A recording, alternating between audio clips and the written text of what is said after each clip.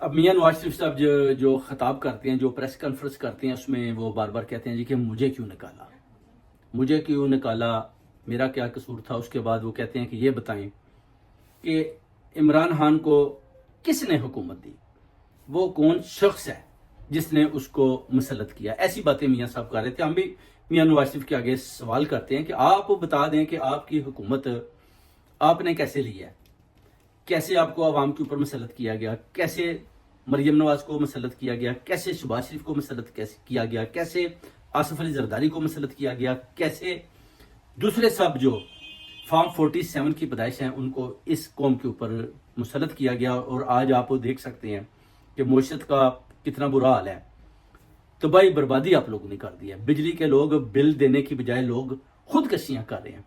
اگر جرمن کی Scholz minister جو اکانومی کی ہے وہ آتی ہے تو وہ بھی آپ کو پیسہ